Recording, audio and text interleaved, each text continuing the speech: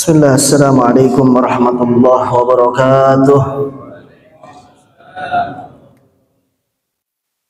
Alhamdulillahilladzi ja'ala as-sa'adata fi suhbati as-su'ada wa afadha min ulumihi wa asrarihi ala qulubil 'arifin wal awliya.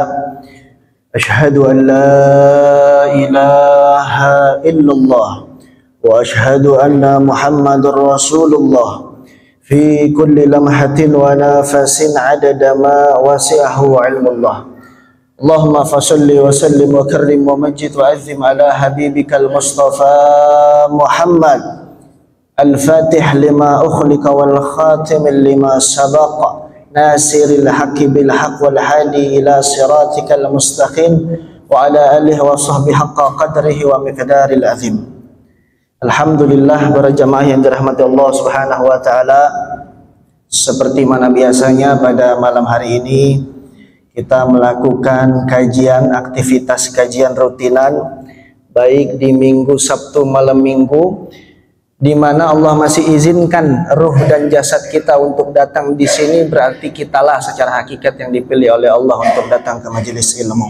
Amin ya Allah ya Rabbal alamin. Sebagaimana dijelaskan dalam kitab Tanqihul Qaul di bab pertama, keutamaan majelis ilmu dan ulama, ada satu hadis dari Rasulullah SAW yang diriwayatkan dari Ibnu Abbas ketika Nabi mengatakan, wahai Ibnu Abbas, siapa orang yang duduk di majelis ilmu, duduk di majelis zikir, tidak membawa pena, tidak menulis satu huruf pun, duduknya aja pahalanya sama seperti orang yang mengorbankan 100 ekor onta. Alhamdulillah. Dan siapa orang yang berjalan dari rumahnya niat ingin duduk di majelis ilmu, sampaikan kepadanya dosa-dosanya sebelum ia sampai sudah diampuni oleh Allah Subhanahu wa taala.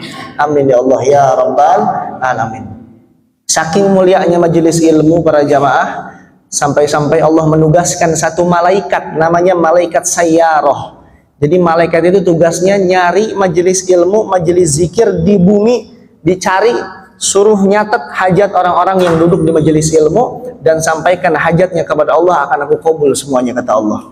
Dan mudah-mudahan hajat kita semua dikabul oleh Allah Subhanahu wa taala. Amin ya Allah ya Rabbal alamin. Insyaallah pada malam hari ini kita akan membahas fikih madhab Syafi'i, kitab Fathul Qorif. Kita membahas satu bab tentang bab jamak dan bab qashar dalam salat. Jamaah yang dirahmati Allah Subhanahu wa taala, biasa kita orang-orang yang sering berpergian keluar rumah dengan jarak yang jauh, kita perlu menjamak salat sebagai bentuk keringanan yang Allah berikan kepada umatnya Rasulullah. Kita perlu juga mengqashar salat sebagai bentuk keringanan yang Allah berikan kepada hamba-hambanya. Nah, tapi barangkali kalau kita nggak tahu ilmunya, bakal terjadi banyak kesalahan dalam bab jamak dan bab qashar. Nah, jamaah yang dirahmati Allah Subhanahu wa taala, sedikit menerangkan apa itu jamak, apa itu qashar secara bahasa. Jamak secara lugawi maknanya adalah menggabungkan dua salat. Jadi jamak secara bahasa menggabungkan dua salat. Zuhur digabung asar, asar digabung zuhur, maghrib digabung isya, isya digabung maghrib, namanya jamak. Jadi menggabungkan dua salat. Ada lagi istilah qashar, meringkas salat yang jumlahnya 4 rakaat, namanya qashar. Jadi jamak mah beda babnya, qashar beda babnya.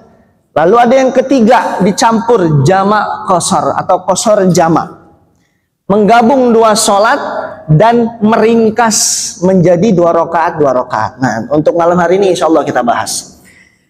Di dalam kitab dijelaskan, diperbolehkan bagi musafir wa yazuzu lil musafir awi mutalabbathi bis safar qasrus salati rubaiyati la ghairiha min sananiyati wa sulasaniyati. Kalau kita musafir para jamaah, berpergian jauh, diperbolehkan untuk mengqashar salat. Jadi yang kita bahas bab qashar dulu. Qashar itu meringkas salat yang jumlahnya 4 rakaat. Jadi kalau bicara bab qashar hanya berlaku di 3 salat, zuhur, asar, isya. Nah, kalau kita pengen nambah kan nggak bisa. Maghrib nggak bisa diqashar, Pak. Jadi 3 jadi 1,5 nggak bisa. Subuh 2 udah mentok, nggak bisa diganggu gugat, nggak bisa jadi 1 rakaat gara-gara dikosor. Maka yang berlaku hanya 3 sholat saja yang bisa dikosor. Pertama, zuhur, asar, isya. Maghrib 3 nggak bisa diganggu gugat. Subuh nggak bisa diganggu gugat. Tidak bisa dipotong jamaahnya. Ini bab qashar. Nah, dalam bab qashar itu yang pertama yang disyaratkan hanya orang yang boleh untuk berpergian jauh. Ini kalau kita berpergian jauh nanti pulang kampung, Pak, ini kita boleh qashar sholat. Dengan syarat yang dikosor sholatnya yang diringkas, sholatnya yang 4 rakaat. 4 rakaat hanya berlaku di 3 sholat. Zuhur, asar, isya. Dan wayazuzu qasri salati rubaiyati bi khamsin sara'id. Diperbolehkan mengqashar sholat dengan 5 syarat. Jadi kalau kita bicara bab qashar ada syaratnya 5, Pak. Yang pertama, al-awwal an yakuna safar ay syakhi fi ghairi ma'siyat. Pertama, perjalanan yang dilakukan bukan perjalanan maksiat. Nah, jadi kalau tujuannya maksiat nggak boleh nih, nggak berlaku nih. Keringanan yang dari Allah ini nggak berlaku. Contohnya, mau mana Pak? Mau maling Pak? Oh, saya mau maling dulu, saya sholat qashar kali aja dapat banyak. Nggak berlaku ini Pak, nggak berlaku. Atau pejabat misalnya, mau mana Pak? Oh, mau korupsi dulu Pak, bentar. Tapi di qashar dulu, kali aja dikabul ini banyak ini dapatnya. Nggak bisa juga. Jadi bab qashar tidak berlaku bagi orang yang tujuannya maksiat. Tujuannya maksiat, nggak berlaku. Berlaku bagi siapa saja? Bagi yang perjalanannya wajib. Wa masalu lil wajib qadha idzaini lil mandub kasilatir rahmi walil mubahi kasyafara tijaratin. Perjalanan yang wajib boleh kita mengqashar. Contoh seperti umroh, haji. Ini wajib nih Pak. Ke Masjidil Haram, ke Masjidil Aqsa, atau perjalanan yang sunnah, ziarah kubur ke makam wali, ziarah ke orang tua, atau menjenguk orang sakit, atau silaturahmi, ini boleh mengqashar sholat. Artinya sholatnya boleh diringkas. Sholatnya boleh diringkas. Atau perjalanan yang mubah. Mubah tuh dia nggak wajib, dia nggak sunnah, tapi mubah boleh. Apa? Perjalanan bisnis, perjalanan apa lagi Pak? Pulang kampung. Apalagi Pak? Perjalanan yang tujuannya jelas tapi mubah, bertemu keluarga misalnya atau silaturahmi, ini boleh. Pulang kampung ini mubah, boleh. Perjalanan bisnis ini boleh. Nah, ini boleh. Sedangkan perjalanan yang tujuannya maksiat tidak dibolehkan mengqashar sholat. Tidak dibolehkan mengqashar sholat. Ini nggak boleh nih, nggak berlaku. Mau jamak qashar nggak berlaku nih Pak. Ada maling, ditanya mana Pak? Maling dulu, saya mau jamak dulu sholatnya biar tenang malingnya. Nggak bisa Pak. Tidak berlaku sholat jamaknya. Tidak sah sholatnya. Tidak berlaku juga jamak dan qashar bagi orang-orang yang tujuannya untuk maksiat. Syarat yang kedua, wasani antakuna masafatuhu awis safar sittatu asyara farsyah. Kedua, jarak perjalanannya harus, di kitab ini bahasanya 16 farsyah. Kalau di kilometer 80 km sampai 82 km. Nah, tapi ini bukan syarat utama Pak. Ada yang boleh mengqashar sholat tapi nggak kemana-mana, nggak perjalanan jauh. Contoh sakit, boleh menjamak sampai mengqashar sholat, boleh Pak. Apalagi pengantin yang lagi nikah, lagi besan, itu kan dipajang tuh dari pagi sampai malam Pak. Kalau pengantin puyeng, ini kalau masuk sholat, saya sholat nanti make upnya dirunturin lagi, sholat pasang lagi, ribet. Nah, di sini ada kemudahan buat pengantin. Apa? Jamak saja sholatnya, terus diqashar, biar nanti zuhur istirahat, sholat jamak sekaligus qashar, nanti masuk asar tidak perlu lagi sholat asar. Ini buat pengantin boleh nih Pak. Atau buat ketika hujan sedang turun. Ini musim hujan nih Pak. Dalam bab sholat jamak dan sholat qashar, khususnya sholat jamak. Ini kalau qashar nggak terlalu spesifik dibahas. Di jamak, sholat jamak. Udah azan, tiba-tiba hujan gede Pak di Tangerang. Purati lah, Priuk lah misalnya. Hujan lokal di kecamatan Priuk doang misalnya. Wah, hujan gede. Pas mau bener-bener keluar, hujan angin, hujan badai. Yang kemungkinan kalau kita keluar tanpa payung pasti basah gamisnya, pasti basah kokoknya, pasti basah sarungnya. Ini kata para ulama boleh nih kita menjamak sholat di rumah, nggak dosa. Walaupun nggak punya perjalanan tujuan 80 km, nggak apa-apa. Tidak apa-apa. Nah ini boleh Pak, kalau buat hujan yang gede.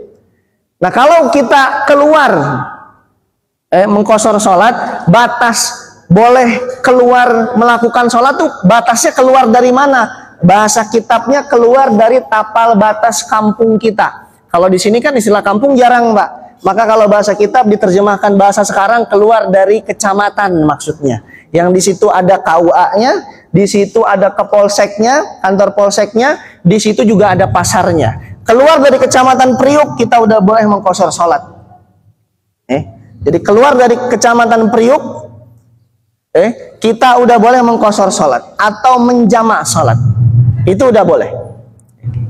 Intinya keluar dari tapal batas sholat, tapal batas kampung, tapal batas sholat, tapal batas kampung kita.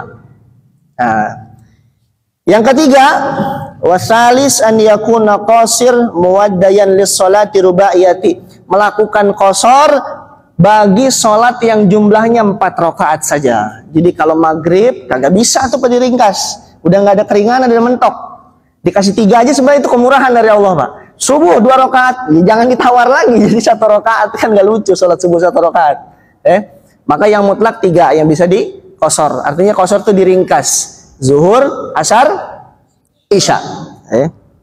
Sedangkan sholat yang tertinggal saat di rumah, amma fa'inatu hadaran fala tuqda fihi maqduratan wal fa'inatu fis safar tuqda fihi maksuratan la fi hadar.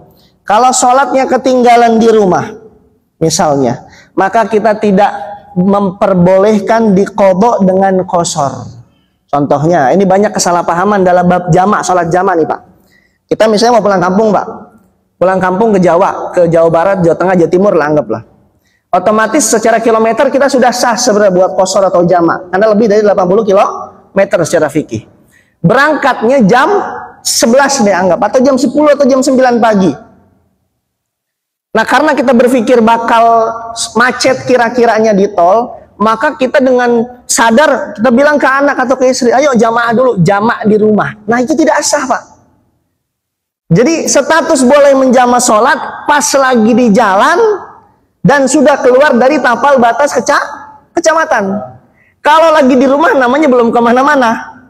Jadi tidak berlaku hukum jamak. Bahkan tidak diterima sholat jamaknya kalau lagi di rumah. Nunggu keluar kecamatan baru sah tuh sholat jamak dengan tujuan misalnya 80 km. Itu boleh. Itu boleh. Nah ada juga yang salah paham dalam bab sholat jamak Pak. Contoh, misalnya jamak takdim. Jamak takdim itu jamak yang diawalkan. Misalnya kita sholat zuhur Pak di rest area, asarnya kita seret ke zuhur, kita tarik ke zuhur. Syaratnya 2 sholat ini harus kitanya masih di jalan. Pas ternyata karena yang nyupirnya cepet Pak, karena yang nyupirnya cepet, kita sampai di kampung kita pas azan asar misalnya, tapi asarnya udah dikode di jalan misalnya. Ditegur sama emak kita, sama tetangga kita, Pak nggak sholat Pak. Oh sorry, saya udah jamak takdim. Nah ini nggak boleh ngomong begitu Pak. Kenapa? Kita harus tetap melakukan sholat asar 4 rakaat secara sah. Karena status jamak takdimnya tidak jadi sebab kita sudah sampai di tempat tujuan. Begitu Pak ya. Jadi kadang kita suka mengira, udah jamak, tenang, udah jamak, udah nyampe kampung, udah dijamak aman. Padahal tetap harus mendirikan sholat. Karena yang boleh dijamak itu 2 sholat ini diperkirakan masih di jalan kitanya, belum nyampe tempat tujuan. Begitu Pak. Lalu keempat, niat sholat qashar itu dibarengi dengan takbiratul ihram. Nah yang kelima, wal khamis an la yatama fi juz'in min sholatihi bil muqim. Kalau orang sholatnya qashar, kagak boleh berimam sama imam yang tidak meniatkan dirinya sholat qashar. Contoh, kita niatnya qashar nih Pak, wah zuhur pengen diqashar, diringkas 2 rakaat. Tiba-tiba masuk masjid asal nampoknya pundak orang. Kita nggak tanya dulu Pak, ini imamnya imam mukim tuh dia sholat sempurna 4 rakaat atau sama niatnya sama saya yang makmum bakal diqashar. Ternyata kita diimami sama orang yang tidak berniat untuk berqasar sholatnya, maka tidak sah sholatnya. Lebih baik bikin sholat masing-masing atau sholat sendiri daripada berimam yang imamnya ternyata beda niat dengan kita. Gitu ya para jamaah. Dan bagi musafir, kalau kita perjalanannya jauh, itu kita dimubahkan, dibolehkan untuk menjamak, baik jamak takdim atau jamak takhir. Maka kita masuk ke dalam pembahasan syarat-syarat jamak takdim. Apa itu jamak takdim? Tadi jamak itu menggabungkan dua sholat. Maka di dalam bab jamak ada dua pembagian. Ada jamak takdim, ada jamak takhir. Jamak takdim ini jamak yang diawalkan, takhir yang diakhirkan. Nah, syarat jamak takdim, jamak yang diawalkan ada tiga. Yang pertama, wasurutu jam'i takdim as-salasatu al-awwal yani an yaida'a biz-zuhri qabla al-'asr wa bil maghrib qabla al-isya. Syarat jamak takdim ada tiga. Yang pertama, memulai melakukan sholat zuhur sebelum sholat asar dan sholat maghrib sebelum sholat isya. Nah, ini syarat jamak takdim. Jadi kalau masuk waktu tank yang pertama, prioritaskan sholat yang pertama dulu, baru digabung dengan sholat yang kedua. Kalau seandainya dibalik gimana? Nah, kata para ulama, falau akasyaka an bada'a bil asr qabla zuhri masalan lam yasiha wa yu'iduha ba'daha in arada jam'an. Seandainya dibalik, contohnya asar dulu baru zuhur, isya dulu baru maghrib, maka kita diwajibkan mengulang sholatnya karena tidak sesuai aturan. Jadi jangan kebalik, Pak. Jadi kalau jamak di awal dulu, kalau jamak takdim zuhur duluan, harga mati, maghrib duluan, harga mati. Nggak bisa ditukar. Nah, nggak bisa ditukar, asar dulu misalnya, atau isya dulu baru maghrib. Itu namanya jamak takhir, bukan jamak takdim. Dan yang kedua, melakukan niat jamak pada permulaan sholat yang pertama. Wasani an-niyat al-jam'il awal as-salat al-ula bi an taktarani an-niyat jam'i bitaharrumiha. Yang kedua, melakukan niat jamak takdim di sholat yang pertama. Contoh, misalnya kita zuhur, asar kita tarik ke zuhur. Lalu kita niat di situ, ya Allah saya niat sholat zuhur, ini kan nggak dikosor dulu ya Pak, jadi jamak 4 rakaat, jamak dengan asar lillahi ta'ala, salam langsung sholat keduanya. Gimana niatnya nih pas mau sholat asar, pas mau jamak sholat asar, apakah niat di jamak lagi? Nggak perlu Pak. Kalau jamak takdim, sholat keduanya niatnya normal karena sudah diwakilkan oleh sholat yang pertama niat jamaknya. Jadi kalau mau sholat asar niat usolli fardu asyri normal. Kalau mau isya, usolli fardu isya arba rakaat lillahi ta'ala, normal. Tidak perlu niat jamak lagi karena niat jamaknya sudah diwakilkan oleh sholat yang pertama. Sholat yang pertama.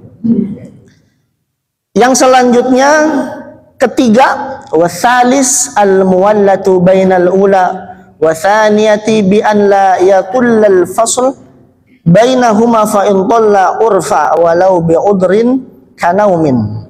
Ketiga, mualah terus menerus. Artinya terus menerus gimana? Antara pelaksanaan sholat yang pertama dalam bab jamak takdim dengan sholat yang kedua tidak boleh ada jeda. Tidak boleh ada jeda para jamaah. Contoh yang ada jeda itu begini. Sholat 4 rakaat udah niat jamak takdim, asar ditarik ke zuhur. Kita salam sholat zuhur. Kitanya sholat sunnah ba'diyah dulu. Maka kita tidak sah sholat jamak takdimnya. Bukan sholat zuhur sah, tapi jamak takdimnya asar udah nggak bisa digabung, sehingga kita harus menunggu waktu sholat asar datang baru kita bisa sholat asar lagi. Jadi tidak boleh ada jeda Pak. Jadi kalau habis jamak takdim nggak boleh ada jeda, ngobrol dulu atau ngopi dulu atau ngabisin rokok Jisamsu 2 batang dulu, nggak boleh.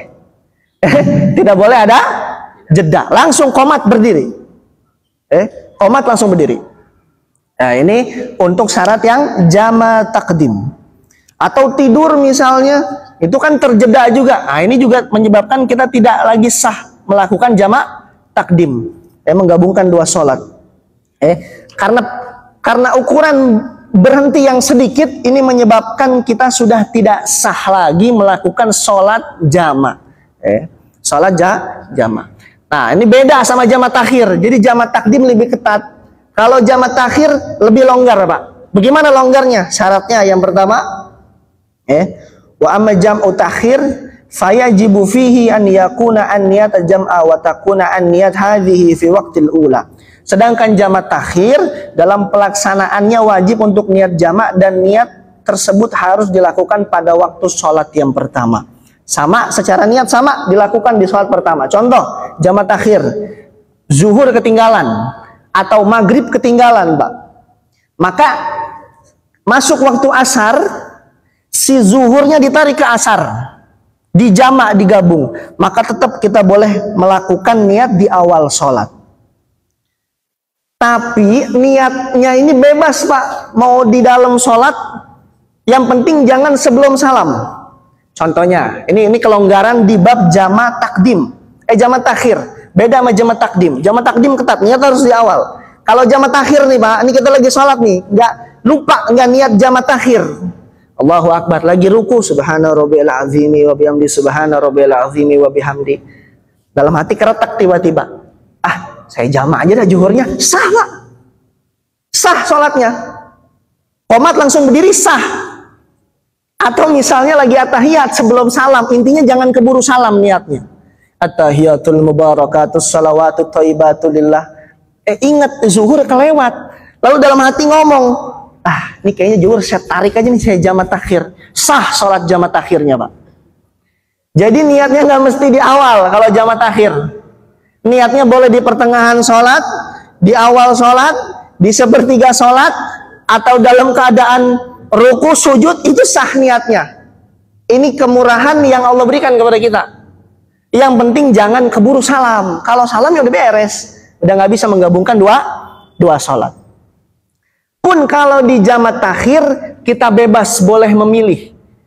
Nggak mesti tertib, Pak, kalau di jama' takhir. Jama' takhir contoh gini, zuhurnya ketinggalan, kita tarik zuhurnya ke asar. Maghrib ketinggalan, maghrib kita tarik ke isya. Kata ulama di sini nggak mesti tertib. Maksudnya nggak mesti tertib gimana? Mau sholat isya duluan boleh, sholat maghrib duluan boleh. Kalau jama' takhir tuh, Pak. Beda sama jama' takdim. Jama' takdim harus tertib. Kalau waktu zuhurnya diduluin, zuhur duluin. Kalau jama' takdim, asar nyusul. Maghrib masuk waktu sholat, maghrib duluin. Isya ngikut. Kalau jama' takdim, kalau takhir beda, Pak. Kita bebas memilih. Ini kira-kira mau isya dulu apa maghrib dulu nih? Itu kalau jama' takhir begitu. Zuhur dulu apa asar dulu nih? Zuhur dulu atau asar dulu? Bebas. Tidak mesti tertib. Tapi sunnahnya yang awal sholat. Tapi tidak mesti tertib. Tidak mesti tertib. Yang penting niatnya jama' takhir. Lalu wa yazuzu lil hasar awil muqim fi waqtil matar an yajma' bainahuma awiz zuhri wal asr wal maghrib wal isya la fi waqti tsani bal fi waqtil ula minha. Pada waktu hujan bagi orang yang mukim diperbolehkan melakukan sholat jama' antara keduanya. Kalau hujannya gede, Pak, yang menyebabkan kalau kita keluar pasti basah deh. Artinya kan hujannya gede tuh. Ini boleh menjama' sholat dalam rumah. Dosa nggak? Kagak, orang dikasih kemurahan sama Allah nawar. Ini ringan, Pak. Boleh, Pak. Sakit nggak menyebabkan kita nggak bisa berangkat ke masjid. Boleh sholat jama' di rumah. Apalagi nikah kayak tadi yang saya jelaskan. Kalau ada pengantin baru dipajang dari pagi, zuhur lewat, asar lewat, daripada kelewat mending di jama'. Boleh, Pak. Boleh. Nah, ini boleh. Dengan syarat hujannya harus turun ketika ingin masuk awal waktu sholat. Contoh azan zuhur, pas mau ke masjid ada hujan gede, boleh jama' takdim. Mau maghrib, pas mau keluar dan pakai sendal, hujan gede, hujan petir, hujan badai, misalnya, boleh itu jama' takdim atau jama' takhir, itu boleh. Itu boleh. Nah, ini kemurahan-kemurahan yang Allah berikan bagi kita umatnya Rasulullah Muhammad sallallahu alaihi wasallam. Nah, jamaah yang dirahmati Allah Subhanahu wa taala, kita kembali ke bab qasar. Dalam bab qasar itu jarak tidak mesti harus 80 km dalam bab qasar. Penyebab-penyebab yang lain, walaupun kita tidak menjadi musafir, itu tetap boleh melakukan qasar. Contoh misalnya seperti tadi sakit atau hujan besar, atau misal dalam kondisi darurat. Contoh kondisi darurat macet, gitu kan? Atau kondisi darurat yang lain yang biasa kita temui di kehidupan sehari-hari. Itu banyak menjadi alasan membolehkan kita meringkas sholat. Meringkas sholat.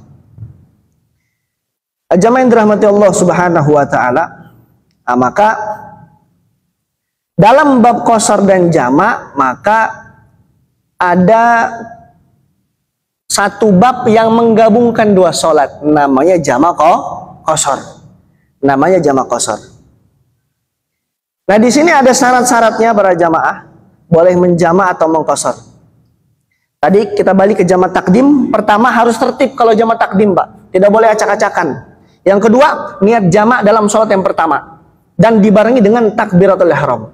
Nah, niat jama' dalam sholat bagaimana jama' takdim? Misalnya kita menjama' sholat maghrib dan isya dengan jama' takdim. Niatnya gimana? Usolli fardhu maghrib salasa raka'atin majmu'an bil isya jam'a takdim lillahi ta'ala. Jadi tinggal ditambah jam'a takdim kalimatnya.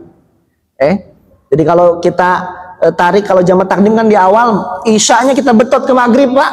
Niatnya usolli fardhu tadi zuhur asar kita betot ke zuhur. Usolli fardhu zuhri arba'a raka'atin majmu'an. Nah, ini niat jama' majmu'an bil asri jam'a takdim lillahi ta'ala. Nah, maka boleh sah niat jama' takdimnya. Kalau maghrib isya, masuk waktu isya, kemungkinan kita merasa di jalan gak bakal keburu isya di masjid atau di tempat tujuan, maka isyanya kita tarik ke maghrib. Bagaimana niatnya? Usolli fardhu maghrib salasa raka'atin majmu'an bil isya jama'a takdim lillahi ta'ala. Sah, sudah cukup. Atau pakai bahasa Indonesia udah cukup, Pak. Niat, misalnya niat sholat fardhu maghrib 3 rakaat dijama' dengan isya jama' takdim karena Allah Ta'ala. Syarat yang ketiga, mualat. Tidak boleh ada jeda. Beda sama jama' takdim, beda ya Pak. Jama' takdim nggak boleh ada jeda. Salam zuhur, berdiri qomat langsung boleh sholat asar. Buru-buru langsung. Kalau jama' takdim. Maghrib, isya ditarik ke maghrib. Maghrib salam 3 rakaat langsung berdiri Pak, sholat isya. Beda sama jama' takhir. Jama' takhir, zuhur misalnya kelewat. Kita sholat asar Pak. Zuhurnya kelewat. Kita asar. Asar dulu, misalnya 4 rakaat, salam, kita boleh dulu ngopi 1 gelas dulu, boleh. Ngabisin di Samsu 2 batang, boleh Pak. Ini nggak mesti buru-buru kalau jama' takhir. Atau ngobrol dulu, boleh kalau jama' takhir. Atau ba'diyah dulu, boleh jama' takhir mah. Jadi tidak seketat jama' takdim. Kalau jama' takhir, jadi boleh kongko. Kalau bahasa Betawi itu ngobrol dulu boleh. Kalau bahasa Betawinya, minum dulu boleh. Bisa ba'diyah dulu boleh, ngabisin kopi dulu boleh. Asal jangan kelamaan aja, Pak. Nah, ini boleh, ada jedanya boleh. Ada jedanya boleh. Nah, yang keempat syarat jama' takdim ketika mengerjakan sholat, di kedua sholat tersebut harus posisinya masih di jalan. Artinya kalau ternyata kita udah nyampe tujuan tapi sholat asar atau sholat isyanya sudah dijama', kita perlu mendirikan sholat isya atau asar yang sudah kita tarik menjadi jama' takdim dalam keadaan sholat yang sempurna. Jadi sudah tidak berlaku tuh Pak. Jadi sudah tidak berlaku. Nah, ada pun jama' takhir, kalau tadi syarat-syarat jama' takdim, ini jama' takhir. Kalau jama' takhir, niat jama' takhir dilakukan dalam waktu sholat yang pertama. Secara niat sama Pak posisinya. Di waktu sholat yang pertama, lafaz niatnya gimana? Kalau kita zuhur, mentakhir sholat asar misalnya. Usolli fardhu dhuhri arba'a raka'atin majmu'an bil asr jam'a takhir lillahi ta'ala. Atau misalnya asar dibalik, atau maghrib menjadi jama' takhir misalnya. Usolli fardhu maghrib salasa raka'atin majmu'an bil isya jam'a takhir lillahi ta'ala. Yang kedua syarat jama' takhir ketika mengerjakan sholat, yang kedua masih tetap dalam perjalanan sebagaimana keterangan yang tadi saya jelaskan. Intinya mau jama' takhir, mau jama' takdim, tetap statusnya harus masih di jalan, belum sampai tempat tujuan. Belum sampai tempat tujuan. Nah ini untuk qashar Pak. Untuk qashar ada syarat-syaratnya juga. Yang pertama, perjalanannya yang tadi saya jelaskan bukan maksiat. Tidak ada unsur maksiat perjalanannya, jelas. Kalau dalam mazhab Syafi'i tidak boleh ada niat maksiat tapi mendapat keringanan ini. Dalam mazhab Hanafi beda Pak. Mau tujuannya zina, mau maling, korupsi boleh diqashar. Tuh Hanafi itu begitu. Hanafi mah luas, Hanafi mah longgar fikihnya. Syafi'i ketat. Kita mazhab Syafi'i yang kita pakai Indonesia ketat. Tidak boleh ada tujuan maksiat. Yang tujuannya yang boleh mana? Yang tujuan wajib, yang tujuan sunnah, yang tujuan mubah. Wajib apa? Haji, umroh, ziarah misalnya, atau membayar hutang. Yang sunnah silaturahmi, yang mubah bisnis, pulang kampung, itu boleh mengqashar, meringkas 2 sholat. Minimal jarak tempuhnya dalam fikih 80 km atau 82 km. Dalam mazhab Hanafi boleh 15 km, tapi kita nggak pakai hukum itu Pak. Jadi yang kita pakai mazhab Syafi'i. Yang ketiga, sholat yang boleh diringkas rokaatnya yang 4 rokaatnya. Artinya hanya berlaku bagi 3 sholat, zuhur, asar, isya. Nah, bagaimana niat qashar? Nah, kalau tadi jama', ini qashar. Nah, kalau qashar berarti kalau kita sholat zuhur, usolli fardhu zuhri raka'ataini mustaqbilal qiblati qashran lillahi ta'ala.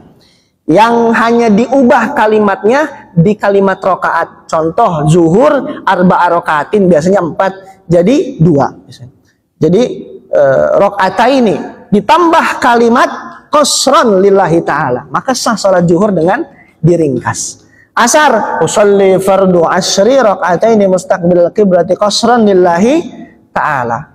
Kalau maghrib nggak berlaku Pak, jangan ditawar lagi, maghrib udah 3 dia nggak bisa ganggu-gugat. Nah sekarang niat jama qashar atau niat qashar jama. Ini gimana nih niat qashar jama? Misalnya sholatnya udah digabung di qashar lagi misalnya kan.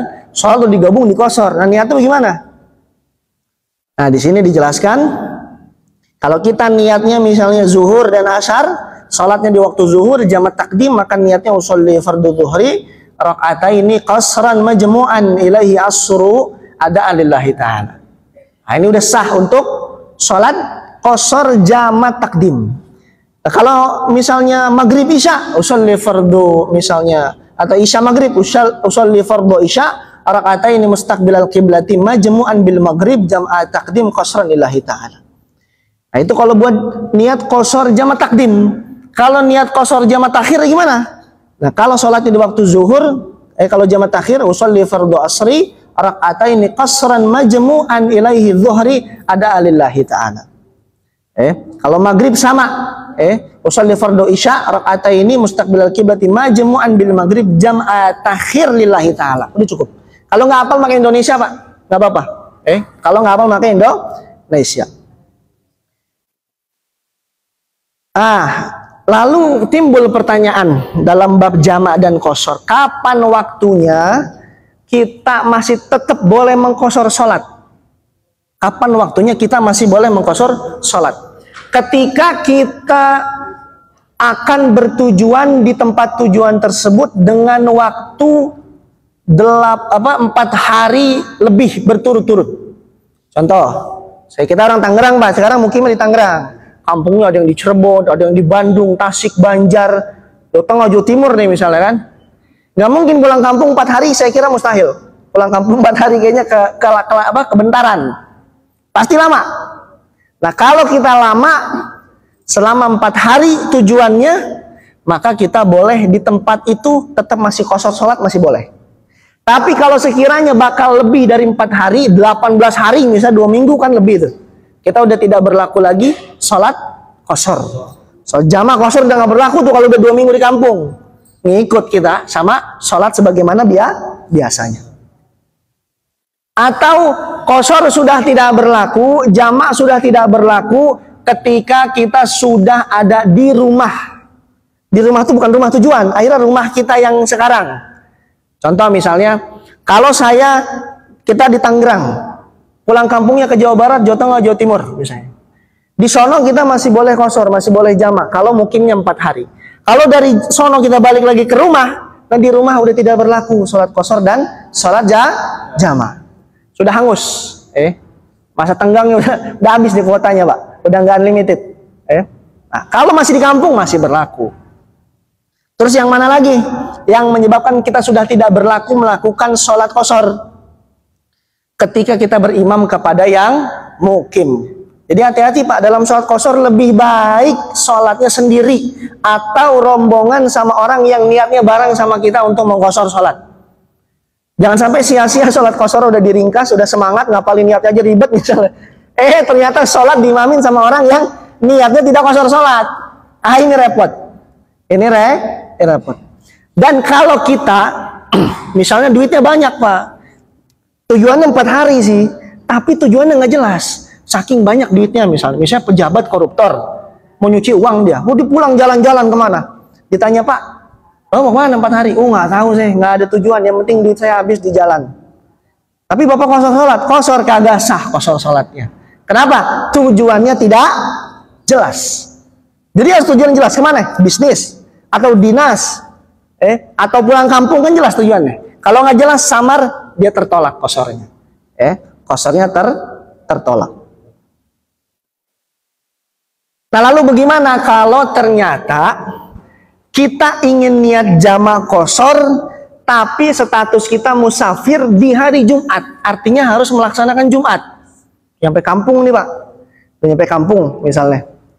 Nah sebenarnya dalam fikih Syafi'i para jamaah yang diwajibkan mendirikan Jumat hanya mukim. Kalau musafir sebenarnya tidak dibebankan buat Jumatan. Tidak dibebankan buat Jumatan. Ini kalau dalam fikih 4 mazhab, baik fikih Syafi'i, Hanafi, Maliki, Hambali, sepakat kalau buat musafir tidak ada kewajiban sholat Jumat bagi musafir. Namun karena apabila ternyata di kampung tersebut didirikan Jumatan, didirikan atau mengadakan Jumatan, maka sebenarnya musafir juga tetap boleh melaksanakan Jumatan. Jadi jangan karena gua Bapak nyantai tidak boleh Jumatan, nggak apa-apa, ada hukumnya. Ya nggak apa-apa, Jumatan juga nggak dosa Pak. Tetap boleh Jumatan juga, bukan berarti dalil ini dipakai buat dalil kemalasan yang salah juga. Boleh Pak. Imam Hanafi, Imam Ibnu Rushdi, madhabnya Hanafi, punya kitab namanya Bidayatul Mujtahid, ini membolehkan, mewajibkan maupun musafir harus tetap mendirikan Jumatan. Tapi Imam Syafi'i, ada satu ulama di kalangan Syafi'iyah namanya Al-Imam Nawawi. Imam Nawawi sama Syekh Nawawi beda Pak. Imam Nawawi orang Timur Tengah, Syekh Nawawi orang Tanara Banten. Imam Nawawi punya kitab namanya Majmu' Syarah Muhadzab. Beliau mewajibkan orang untuk tetap mendirikan Jumatan bagi musafir walaupun musafir. Ini kita ngambil yang Syafi'i. Nah bagaimana kalau ternyata kita lagi di jalan Pak, niatnya pengen jamaah tapi nggak nemu tempat istirahat karena terjebak macet di dalam kota atau di luar kota, atau ternyata kita polisi yang sedang bertugas, bagaimana hukumnya? Bagaimana status sholatnya? Boleh nggak berjamaah? Boleh tidak berqashar? Nah, pendapat yang pertama mengatakan harus tetap dilakukan sholat pada waktunya bagi orang-orang yang terjebak macet ataupun petugas-petugas yang punya tugas di lapangan seperti polisi misalnya. Atau Satpol PP atau yang lain sebagainya.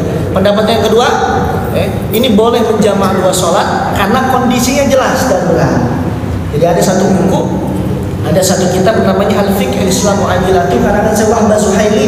Di situ ulama kontemporer, Pak, ulama Syafi'i kontemporer, orang Mesir. Di situ beliau menjelaskan boleh melakukan jamaah bagi polisi misalnya atau bagi kita yang terjebak macet. Walaupun perjalanan kita tidak sampai 80 km. Dan ada satu pendapat lagi, Syekh Yusuf Qardawi yang dalam bukunya, dalam kitabnya Fatawa Al-Musyashirah dalam bab menjamahnya beliau mengatakan jika satu momen ternyata kita terjebak dalam keadaan darurat, maka kita boleh menjamak atau mengqashar sholat kita. Gitu para jamaah. Saya kira cukup pembahasan kita pada malam hari ini. Barangkali jamaah ada yang ingin ditanyakan. Kalau saya bisa jawab, saya jawab. Kalau enggak, wallahu a'lam. Di makmum. Ya. Kita sebagai makmum di ujung sholat. Ya. Setelah kita sujud. Kadang-kala si imam sudah duduk di atahiyat, tapi masih ada jamaah, masih ada makmum yang sujud lama. Gitu. Mungkin ada bacaan sujud yang lama, sampai imam sudah mau salam, itu belum bangun dari sujud yang gimana sebagai makmum itu? Kalau sebagai makmum memang paling bagus posisinya tidak dibarengi dengan imam. Posisinya tetap tidak boleh dibarengi dengan imam. Tapi setiap bacaan sholat ada yang perlu ditambah karena beda-beda riwayat hadisnya. Coba kalau di sini mungkin ada para jamaah yang Muhammadiyah, bacaan Allahu Akbar kabir ini bukan Allahu Akbar kabir, tapi apa? Allahumma ba'id baini misalnya. Nah, kalau dalam sujud saya kurang tahu. Barangkali itu kelalaian dari makmumnya, entah dia tidur misalnya, atau sakit misalnya kakinya atau badannya, atau menyebabkan hal-hal yang lain yang menyebabkan dia telat berdiri dari sujud. Tapi memang tidak membatalkan sholat, secara status tidak membatalkan sholat. Namun kalau disengaja ternyata tertidur, ya jelas batal sholatnya karena sudah dalam keadaan tidak jaga, tidak tidur. Tidak mengikuti imam. Nah, imam sudah duduk, masih makmum masih sujud. Iya. Di akhir. Kalau memang sendiri kan jadi masalah itu imam. Ya kalau sekiranya imamnya sudah berdiri, misalnya setiap gerakan dari sholat, tugas makmum adalah apa? Taklid, ngikut kepada. Nah artinya kalau dengan sengaja misalnya hanya sampai derajat makruh, contoh mendahulukan atau mengentar-entarkan misalnya, itu derajatnya makruh. Kalau makruh itu gimana Pak? Kalau makruh itu gimana? Kalau makruh sholat tidak batal, tapi pahala sholatnya hilang. Tapi kan sia-sia juga kalau pahala sholatnya hilang. Jadi makruhnya hanya sampai derajat makruh, tapi tidak batal. Kecuali mendahului Pak Haji. Barangkali jamaah ada. Jangan Pak Haji. Itu berasal jalan, kita masih jalan Pak. Bisa berjalan, duduk di jalan, bisa juga masih di jalan. Iya. Orang pakai rumah dan ke malam, kita sholat sendirian. Iya. Coba gimana dengan sholat? Gimana Pak Haji? Asal kita masih di jalan. Iya. Duduk di jalan. Iya, maghrib asal di jalan. Bisa juga masih di jalan. Bisa di jalan. Ke malam kami ke rumah. Iya. Kita sholat di masjid. Iya. Iya. Bagaimana dengan sholat kita? Sholat yang tertinggal itu hanya di kodo aja, tinggal di kodo. Kalau berjamaah sudah tidak berlaku karena sudah terlewat. Kecuali misalnya nyampe rumah, nyampe maghrib atau nyampe masjid ini isya, masih bisa di jamaah takhir. Tapi kalau semuanya sudah terlewat, tinggal di kodo. Tinggal di kodo. Kodo itu ada ya? Ada kodo, diganti sholatnya. Baik di rumah maupun di masjid itu boleh. Ada lagi para jamaah? Barangkali? Silakan Pak Haji. Kalau kemarin Pak tadi sholat asar tinggal satu rakaat, kemudian yang terakhir yang nonton semuanya nyala. Yang belakangan tutup itu kencang juga, kakinya bisa dalam kencang yang Allah apa? Pertanyaannya apa? Tahu nggak? Iya. Gini Pak, kalau artinya keluar suara dalam sholat. Kalau keluar suara dalam sholat sengaja, contoh misalnya, ini waktu dulu saya jadi santri Pak, santri itu kayak gini, sop 1 batuk, sop 2 pasti ada yang batuk, sop 3 batuk lagi, sop 4 batuk lagi, itu sengaja, bukan batuk murni, itu batal sholatnya. Karena mengeluarkan suara sengaja, atau menambah satu kalimat dalam sholat yang tidak ada tuntunannya, itu juga batal. Atau bersin dengan sengaja. Nah kalau itu karena efek kaget, artinya kondisi darurat, maka tidak membatalkan sholat. Sholatnya nggak batal Pak, karena keluarnya tidak disengaja, karena refleks kaget. Tidak ada niat menyengaja. Kecuali ngomong, berisik amat, itu batal, dicampur emosi, itu batal. Jadi secara ini udah tidak batal ya Pak ya, karena itu tidak meniatkan untuk bicara. tidak meniatkan untuk bicara. Ada lagi para jemaah? Silakan Pak. Ketika imam membaca tasbih baik dari sujud ataupun dari rukuk, Ya. ada batasannya apa? Bisa lebih dari 3? Sunahnya 3. Sunahnya 3. Kalau lebih Kalau lebih sebenarnya tidak apa-apa. Tapi kalau gini para jemaah, kalau kita sholat tasbih atau tasbih mirip, bukan tasbih ini ya, bukan sholat tasbih. Tasbih bacaan ditambah dalam sholat atau sholat tasbih, tangan kan biasa gerak. Kalau sholat tasbih misalnya, tangannya gerak gitu. Nah kalau dalam Fathul Mu'in, Syekh Zainuddin Al-Malibari mengatakan kalau tangannya gerak gini kita tidak batal sholatnya, tapi derajat sholatnya makruh. Jadi kalau sholatnya begini. Tapi kalau imam menambah kalimat sholat biasanya dalam fikih hanya diatur 3. Setahu saya 3. Selebihnya Allah a'lam. Kurang tahu ya kalau saya itu. Jadi kalau tasbih boleh 3. Tapi kalau kita menambah gerakan seperti sholat tasbih kan biasa ngitung tasbih, sholat tasbih di tangan, ini makruh derajatnya. Tapi tidak membatalkan sholat. Tapi makruh, tapi nggak batal sholat. Ada lagi mungkin? Silakan Pak.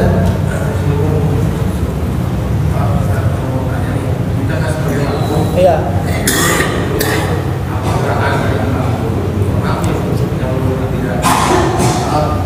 Kalau sholat subuh itu kan ada Iya. dan kemudian tidak mundur. Nah, di sini kan dia makmum itu harus ikuti.